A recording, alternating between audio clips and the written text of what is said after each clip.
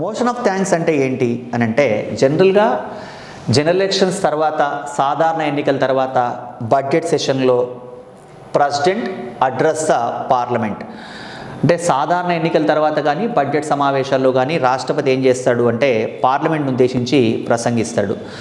అయితే గవర్నమెంట్ గురించి చెబుతూ it is my government, president speech అంతా కూడా క్యాబినెట్ ప్రిపేర్ చేసిందే ఉంటుంది, జనరల్గా ఓన్ స్పీచ్ ఏమీ ఉండదు. అతను ఏమంటాడు ఆ స్పీచ్లో అంటే మై గవర్నమెంట్, ఇది నా ప్రభుత్వం అని చెప్తాడు. సో ఆ తర్వాత లోక్సభలో దీని మీద డిబేట్ ఉంటుంది. దేని మీద? బడ్జెట్ స్పీచ్ మీద. అందరూ ఏం చేయాలి? They need to convey the thanks to the president. President వచ్చి మాట్లాడాడు కాబట్టి మెంబర్స్ మెజారిటీ అందరూ ఏం చేయాలి? ప్రెసిడెంట్కి థ్యాంక్స్ చెప్పాలి. సో ఆ థ్యాంక్స్, మోషన్ ఆఫ్ థ్యాంక్స్ అనేది ఒకటి మూవ్ చేస్తారు.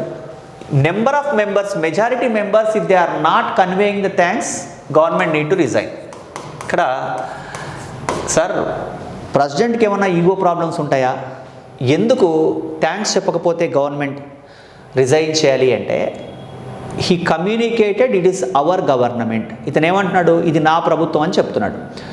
ఆ తర్వాత మెంబర్స్లో మెజారిటీ మెంబర్స్ థ్యాంక్స్ చెప్పట్లేదంటే అర్థం ఏంటి?